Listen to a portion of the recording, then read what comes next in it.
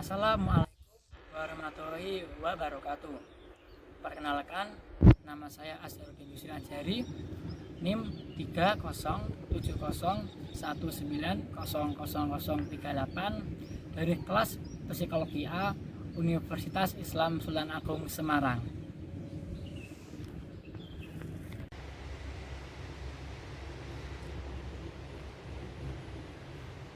Bismillahirrahmanirrahim. Alhamdulillahirabbil alamin. Wassalatu wassalamu ala asrofil anbiya wal mursalin Sayyidina wa maulana Muhammadin wa ala alihi washabihi ajmain, amma ba'd. Marilah saudara-saudara yang beriman, kita panjatkan puji dan syukur kehadirat Allah Subhanahu wa taala yang telah memberikan rahmat, kekuatan, kesehatan lahir dan batin kepada kita semua, sehingga kita dapat mendengarkan dakwah Islami dalam rangka mendekatkan diri kepada Allah Subhanahu wa taala. Shalawat dan salam kita junjungkan kepada Nabi agung kita, Nabi Muhammad SAW, yang telah mengajarkan umat Islam dari peradaban jahiliyah menuju peradaban yang modern, yang manfaatnya dapat kita rasakan pada saat ini. Semoga kita termasuk umatnya yang taat, yang berhak mendapat syafaatnya di hari akhir kelak. Amin ya robbal alamin.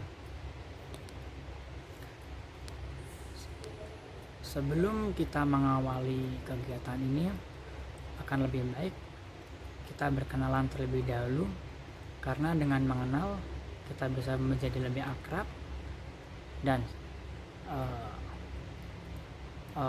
sesama umat muslim kita semua saudara.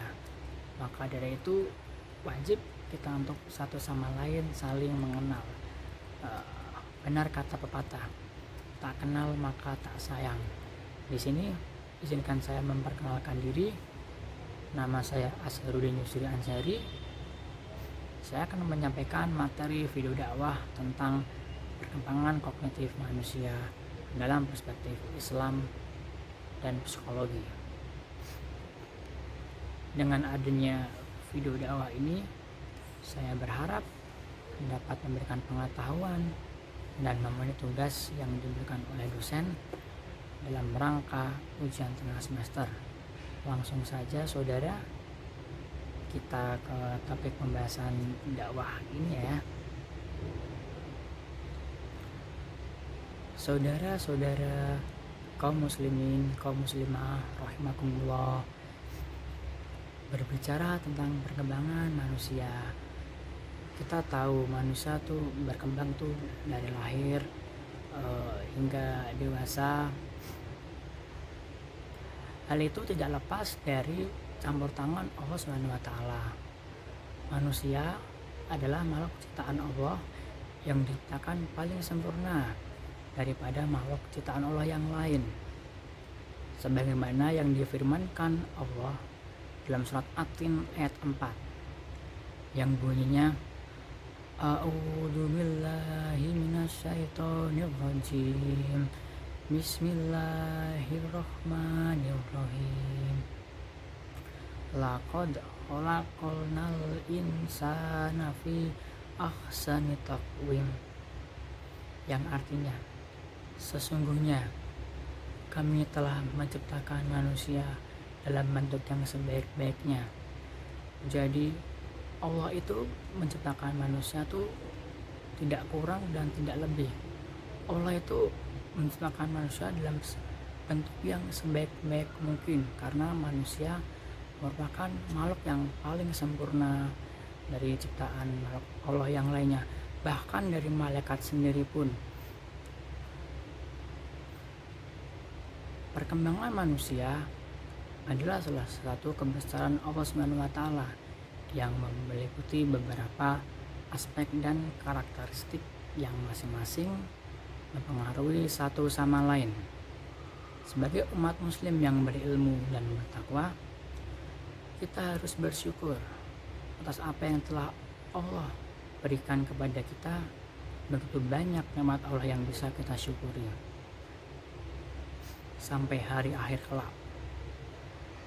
Sebelum kita membahas lebih dalam tentang perkembangan kognitif, alangkah baiknya kita memahami dulu yuk masa perkembangan manusia itu dari awal bagaimana sih.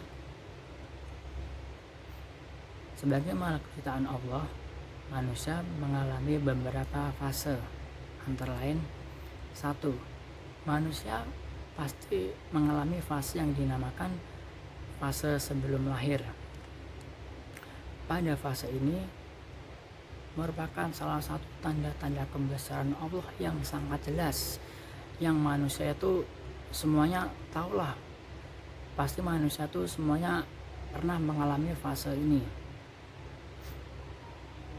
Sebagaimana firman Allah dalam surat Al-Mu'minun ayat 12 sampai 14. A'udzu billahi minasyaitonir rajim. Bismillahirrahmanirrahim. Walaqad khalaqnal insana min sulalatin min tin. Summa ja'alnahu fi qararin makin. Summa khalaqnan nutfata 'alaqatan fa khalaqnal 'alaqata mudghatan fa khalaqnal mudghatan izaman fa qasawnal izaman man summaan syanahu khalqan akhar fa tabarakallahu ahsanul khaliqin. Dan artinya, sesungguhnya kami telah menciptakan manusia dari suatu saripati, yaitu berasal dari tanah. Allah menciptakan makhluk hidup manusia itu berasal dari tanah. Oleh karena itu, kelak nanti kita kalau mati, kita juga akan kembali ke tanah juga. Kemudian kami jadikan nutfah itu yang disimpan dalam tempat yang kokoh, rahim. Allah menciptakan rahim dalam perut wanita, yaitu untuk menampung nutfah yang nantinya akan berkembang menjadi seorang makhluk hidup yang berakal, berbudi pekerti, bertakwa kepada Allah SWT.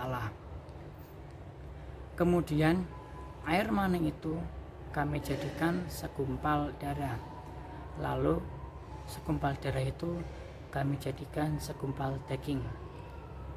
Dan segumpal daging itu kami jadikan tulang belulang. Lalu tulang belulang itu kami bungkus dengan daging.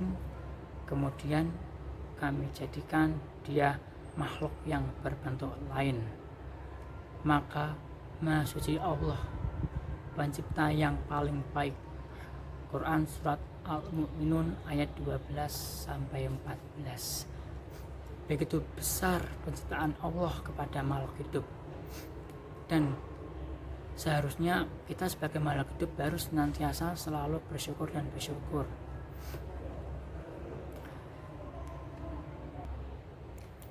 Ngomong-ngomong soal bersyukur itu dapat kita aplikasikan dalam berbagai bidang, seperti kita mensyukuri penciptaan Allah, kita sehat karena Allah, kita mempunyai alat indera anggota tubuh yang lengkap juga karena Allah. Nah, di situ sebagai umat manusia kita seharusnya bisa mensyukuri nikmat-nikmat yang Allah berikan kepada kita.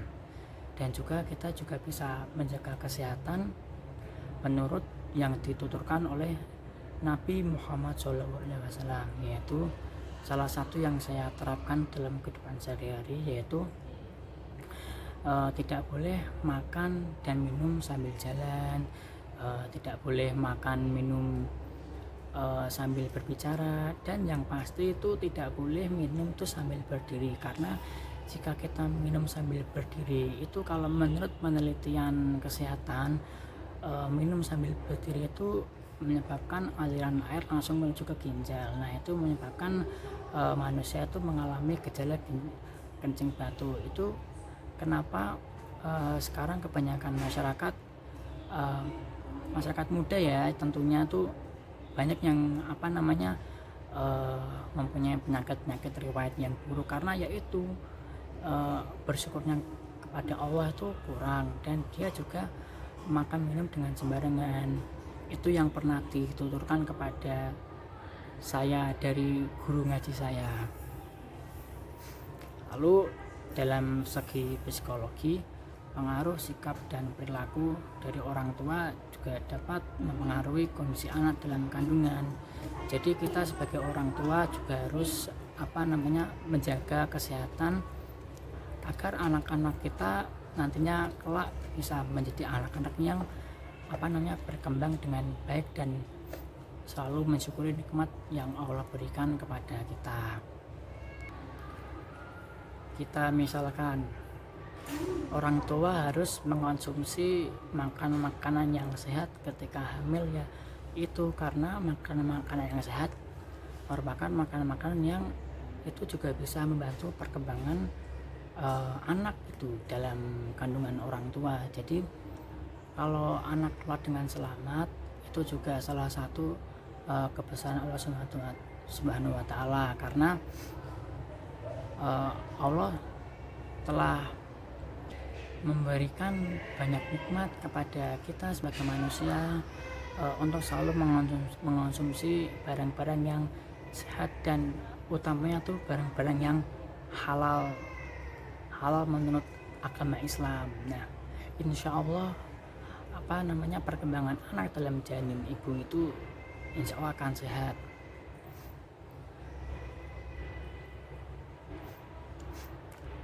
Yang kedua, fase kanak-kanak. Berbicara tentang anak-anak, mereka tuh kalau kita lihat tuh anak-anak tuh masih lucu, polos, dan belum mempunyai dosa apapun. Istilahnya anak-anak itu masih suci dari dosa-dosa yang yang datang itu. Maksudnya anak-anak tuh jauh dari dosa, karena dosa anak-anak masih ditanggung oleh orang tua. Oleh karena itu, pada fase ini peran orang tua sangat penting untuk perkembangan anak di masa yang akan datang. Jadi orang tua itu harus mengajarkan kepada anak-anak itu ilmu-ilmu yang baik, bagaimana cara kita menghargai orang lain, bagaimana cara kita bersikap sopan santun terhadap orang lain, dan tentunya juga orang tua tidak boleh lupa harus tetap selalu mengajarkan anak-anak kita ilmu tentang agama Islam, karena dalam agama Islam itu penting sekali, banyak yang dapat dipelajari. Pada masa ini kita sebut masa eksplorasi. Jadi pada masa ini rasa ingin tahu anak itu sangat tinggi terhadap dunia dan lingkungan. Orang tua harus menanamkan nilai Islami sejak dini, yaitu tadi yang saya bicarakan, belajar tentang Islam. Misalnya orang tua mengajarkan anaknya mengaji, mengajarkan anaknya sholat, beramal soleh, dan mampu membedakan hal-hal baik dan buruk. Insya Allah, jika orang tua sudah menanamkan nilai Islam kepada anak-anak itu sejak dini, maka insya Allah anak itu akan menjadi anak yang beriman, bertakwa kepada Allah Subhanahu wa Ta'ala, menjalankan apa yang Rasul kita, agar kita dapat mendapat syafaatnya di hari kiamat kelak, dan juga dia menjadi anak yang berbakti kepada kedua orang tua. Terus kita menuju ke masa dewasa, atau yang kita sebut istilahnya masa balik lah. Pada masa ini sudah wajib melakukan hal-hal yang telah diatur oleh agama, dan juga harus sudah siap untuk menjalankan tugas dan tanggung jawab sebagai manusia. Karena pada masa ini manusia dipikir telah dewasa dan perkembangan manusia itu telah berkembang pesat, terutama perkembangan kognitif manusia itu sendiri. Dan diharapkan pada masa dewasa ini manusia itu telah banyak mempelajari hal-hal tentang Islam, karena ilmu dalam Islam terbukti kebenarannya dan sebagai pedoman dalam menjalankan kehidupan yang lebih baik. Apalagi kalau masa dewasa ini digunakan kepada hal-hal yang kebaikan, seperti sholat subuh tepat waktu. Tidak hanya sholat subuh sih, tapi sholat 5 waktu lah istilahnya lah. Dan berbakti kepada orang tua, menjalankan apa yang telah Allah perintahkan dan menjauhi larangannya, itu merupakan salah satu ciri-ciri manusia dewasa yang mempunyai iman dan takwa yang tinggi. Istilahnya dia ilmu tentang Islamnya itu telah mendalam gitu. Oke, kita sudah sedikit memahami perkembangan awal manusia. Kenapa saya membahas perkembangan awal dari manusia? Karena akan ada hubungannya dengan perkembangan kognitif yang akan kita bahas.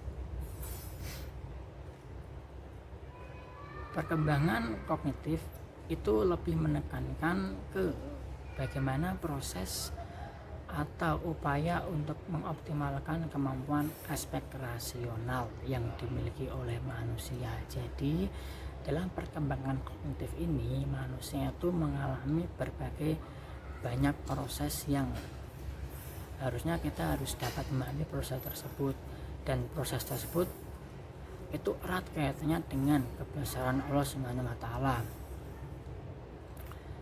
yang dimana hal ini dapat dikenal oleh akal secara langsung dan memiliki dasar yang jelas seperti yang terdapat dalam Al-Quran. Itu kan kita dapat melihat kenyataan yang memang benar terbukti kebenarannya, karena dalam Al-Quran itu sudah jelas terbukti kebenarannya. Menurut seorang pakar psikolog bernama Jean Piaget, beliau berpandangan bahwa perkembangan kognitif merupakan suatu proses genetik, yaitu proses yang didasarkan atas mekanisme biologis dan perkembangan sistem syaraf manusia. Piaget ini membagi 4 tahap perkembangan kognitif, yaitu antara lain 1. Perkembangan manusia mengenai sensori motor, perkembangan manusia mengenai pre-operasional, perkembangan manusia mengenai operasional konkret, dan operasional formal. Dalam perkembangan kognitif, alangkah baiknya kita harus memahami perkembangan yang dipaparkan oleh Jean Piaget tersebut. 4 perkembangan tadi ya, kita bahas satu persatu. Dari pertama itu tahap sensori motor. Jadi pada tahap ini perkembangan kognitif tampak dari kegiatan sensorik, atau istilahnya tuh berhubungan dengan alat indera manusia tuh seperti mata, telinga, mulut, hidung, dan lain-lain. Ternyata pernyataan yang dipaparkan oleh Piaget ini juga itu lebih dulu dijelaskan dalam Al-Quran, bahwa ketika manusia itu lahir dalam keadaan tidak mengetahui apapun. Jadi manusia itu lahir pure, dia tidak mengetahui apapun, bahkan orang tuanya dia pun tidak mengetahui. Namun kebesaran Allah Subhanahu wa taala, keagungan Allah Subhanahu wa taala, Allah memberi alat sensorik untuk manusia agar mendapatkan pengetahuan. Seperti firman Allah Subhanahu wa taala dalam surat An-Nahl 78. A'udzu billahi minasyaitonir rajim. Bismillahirrahmanirrahim. Wallahu akhrajakum min butuni ummahatikum la talamuna syai'aw wa ja'ala lakumus sam'a wal absara wal af'idata la'alaikum tashkurun. Dan artinya, Allah mengeluarkan kamu dari perut ibumu dalam keadaan tidak mengetahui sesuatu apapun, dan Dia memberi kamu pendengaran, penglihatan, dan hati agar kamu selalu bersyukur. Quran Surat An-Nahl ayat 78. Jika kita pelajari lebih Quran Surat An-Nahl ini, itu mengajarkan manusia agar selalu senantiasa bersyukur kepada Allah Subhanahu wa taala. Kadang-kadang manusia itu mereka tuh mempunyai penglihatan, pendengaran, dan hati. Kadang-kadang ada aja manusia yang tidak memiliki hati nurani. Kadang-kadang ada yang pendengarannya disalahgunakan atau penglihatannya juga disalahgunakan. Itu kalau saya pribadi, saya agak kenapa bisa seperti itu gitu loh. Padahal sudah jelas nikmat yang telah Allah berikan kepada kita itu sungguh sangat mulia sekali. Allah telah memberikan banyak nikmat kepada kita, tapi kadang manusia itu ya namanya juga manusia ya, tempatnya salah dan tempatnya berbuat dosa. Jadi kadang ada aja manusia yang tidak memiliki hati nurani, kadang masih keras hatinya seperti batu gitu. Kadang ya kita tidak bisa menyalahkan manusia itu juga, tetapi manusia itu juga harus sadar apa yang telah mereka dapatkan itu merupakan salah satu nikmat yang tiada hentinya dari Allah Subhanahu wa taala. Pada intinya kita tuh sebagai manusia ya harus selalu senantiasa bersyukur gitu loh, karena itu merupakan sebagai bukti kebesaran Allah Subhanahu wa taala. Ya, saya berharap semoga sebagai umat manusia tidak lelah-lelahnya atau letih-letihnya kita selalu bersyukur terhadap apa yang sudah Allah berikan kepada kita, dan gunakan apa yang telah Allah ciptakan ke hal-hal yang positif. Jadi misalkan Allah menciptakan penglihatan, ya gunakan penglihatan itu ini dalam hal-hal kebaikan gitu loh. Tapi kadang-kadang manusia ada yang menyalahgunakan, ada yang menonton video-video yang tidak semestinya mereka tonton. Itu merupakan salah satu ya dosa lah kalau menurut saya. Dan juga Allah menciptakan pendengaran, tadi saya bilang ya gunakanlah pendengaran itu untuk hal-hal kebaikan juga gitu loh, seperti mendengarkan azan.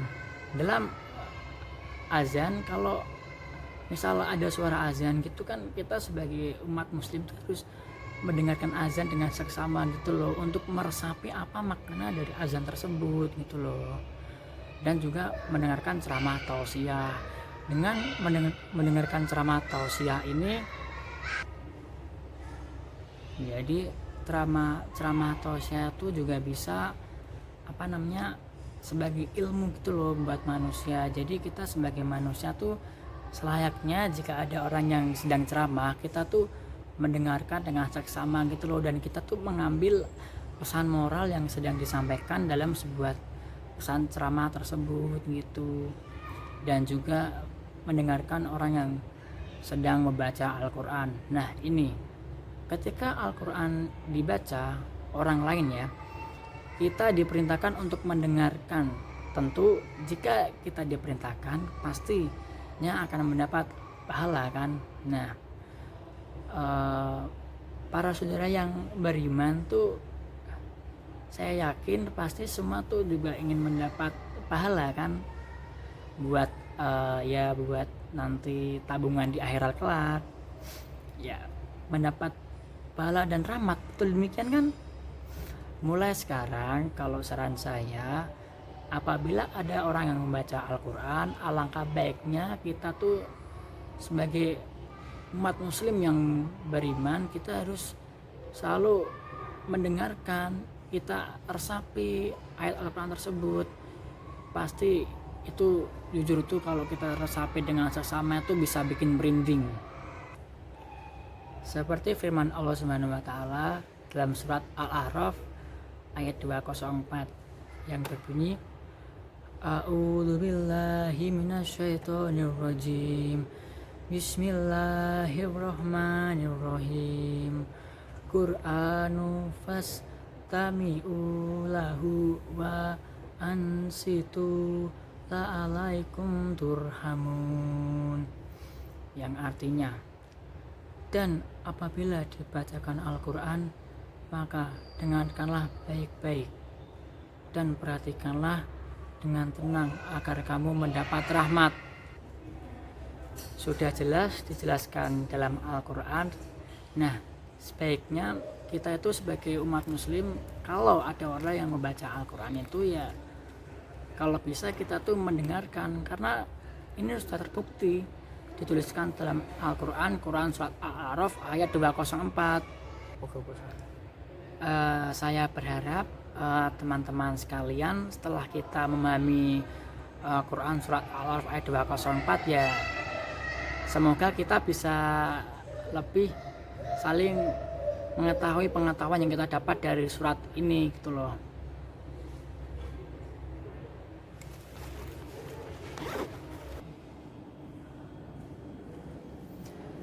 Kita lanjut lagi, kedua pada tahap pre-operasional. Tahap ini adalah salah satu tahap persiapan untuk pengorganisasian operasi konkret.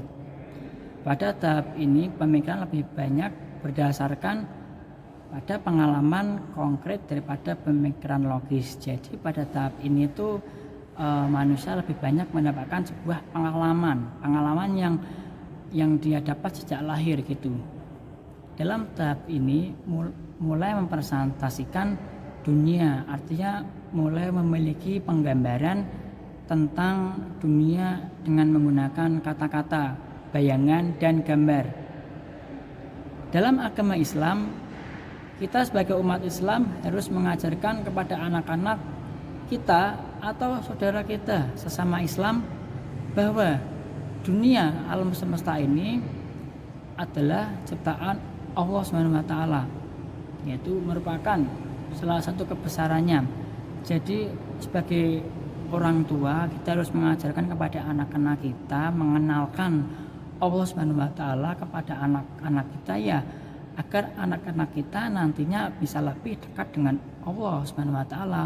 Jangankan pada anak-anak, kita sebagai sesama umat Islam juga harus saling mengingatkan antara umat Islam satu dengan umat Islam yang lain gitu. Jadi kita kan sebagai umat Islam kan semuanya kan bersaudara. Jadi ya tidak ada salahnya kalau kita saling mengingatkan dalam hal kebaikan, terutama dalam ciptaan Allah Subhanahu wa taala.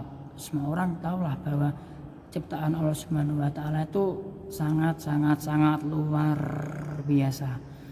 Tidak ada yang bisa menandingi ciptaan Allah Subhanahu wa taala. Ada salah satu firman Allah dalam surat Al-Ankabut, yaitu A'udzubillahi minasyaitonirrajim. Bismillahirrahmanirrahim. Khalaqallahu samawati wal arda bil haqq.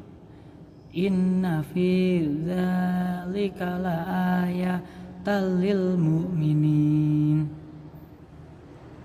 Yang artinya, Allah menciptakan langit dan bumi dengan hak. Sesungguhnya pada yang demikian itu terdapat tanda-tanda kekuasaan Allah bagi orang-orang yang mukmin. Jadi seperti yang kita pelajari dalam surat Al-Ankabut ayat 44 ini, ya kita sebagai umat muslim ya harus mengetahui gitu apa aja tanda-tanda kekuasaan Allah Subhanahu wa taala. Begitu banyak sekali apa tanda-tanda yang Allah berikan kepada kita. Ya, sebagai orang muslim ya kita harus senantiasa selalu bersyukur atas apa yang telah Allah berikan kepada kita. Jadi tahap preoperasional ini sangat bermanfaat dalam rangka perkembangan kognitif manusia, terutama pada anak-anak. Ya, dalam segi psikologi, seorang anak yang masih memiliki penggambaran tentang dunia harus didasari juga dengan penggambaran Islami, agar anak yang seperti saya sebutkan tadi mempunyai rasa kecintaan terhadap Allah Subhanahu wa taala, Tuhan semesta alam, dan juga mengajarkan kepada anak rasa bersyukur sejak dini. Lalu yang ketiga, tahap operasional konkret. Pada tahap ini, kemampuan dalam mengingat dan berpikir logis semakin meningkat. Sudah mampu memahami konsep sebab akibat secara rasional dan sistematis, dan mulai dapat membaca dan menghitung angka. Dalam perspektif Islam, pemikiran kognitif sudah mulai berkembang. Ini juga merupakan lagi-lagi salah satu kebesaran Allah Subhanahu wa taala. Kenapa saya banyak menyebutkan kebesaran Allah Subhanahu wa taala? Karena ya kebesaran Allah tuh tidak terhingga gitu loh. Allah telah memberikan banyak sekali nikmat kepada kita. Karena Allah telah menciptakan kita sebuah otak untuk berpikir positif, dan harapannya kita sebagai umat muslim maupun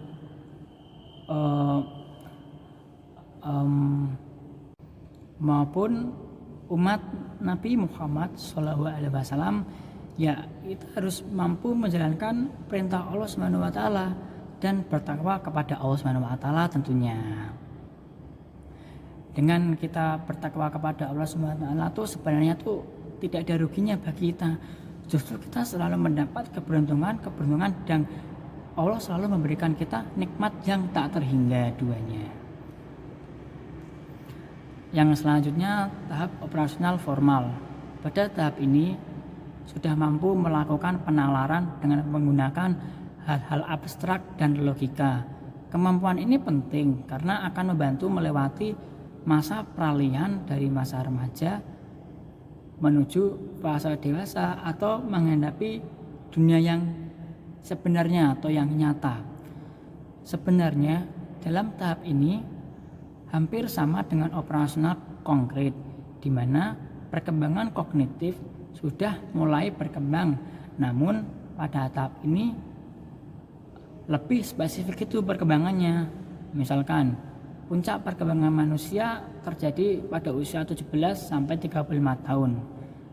Jika dalam kehidupan tahap operasional ini adalah seorang remaja yang akan mengalami masa kedewasaan, yaitu secara tidak langsung dia juga akan berubah secara kepribadian akhlak dan cara berpikir, juga sikap yang akan dilihatkan pada masyarakat. Jadi diharapkan pada tahap ini manusia telah memahami konsep kehidupan yang sebenarnya setelah mengalami berbagai proses perkembangan kognitif. Dalam pandangan Islam, manusia dewasa ini mempunyai peran penting sebagai khalifah. Allah Subhanahu wa taala tidak hanya mengatur tentang kehidupan yang berkaitan dengan ibadah kepada Tuhan, tetapi Allah Subhanahu wa taala juga mengatur peran manusia sebagai khalifah untuk dapat keselamatan dunia dan akhirat dengan menjalankan perintah Allah Subhanahu wa taala dan menjauhi larangannya. Kita langsung saja ke kesimpulannya. Dengan mempelajari teori kognitif yang dijelaskan Jean Piaget ini dan dilandasi nilai Islami, diharapkan dapat diambil pelajaran untuk menjadi manusia yang bertakwa dan beriman kepada Allah SWT. Kenapa saya mengambil teori dari Piaget? Karena pada teori ini mempelajari perkembangan kognitif manusia. Dari awal manusia itu lahir, itu manusia telah mendapat karunia dari Allah SWT, dan juga umat manusia mendapat nikmat-nikmat yang banyak sekali yang diberikan Allah SWT. Itu juga dijelaskan dalam Al-Quran bahwa Allah melebihkan derajat manusia dengan memberikan pengetahuan yang luar biasa, suatu hal yang tidak diajarkan pada malaikat maupun makhluk Allah ciptaan yang lain. Kita sebagai manusia yang beriman tidak hentinya selalu bersyukur kepada Allah SWT, Tuhan semesta alam. Begitu banyak sekali nikmat yang diberikan Allah agar kita selalu bersyukur dan mengingat Allah SWT, karena hidup di dunia ini hanya sementara. Oleh karena itu, gunakan waktu yang singkat ini untuk berbuat hal kebaikan gitu, hal yang diperintahkan Allah SWT untuk bekal amal di akhirat kelak.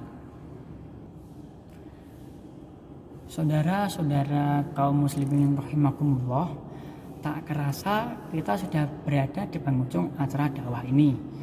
Sebelum saya tutup dakwah ini, saya ada pantun buat para saudara sekalian. Dengarkan ya. Sungguh pahit minumannya, sudah minum kita makan. Kalau sudah tahu ilmunya, mari sama-sama kita amalkan. Semoga dakwah yang saya sampaikan ini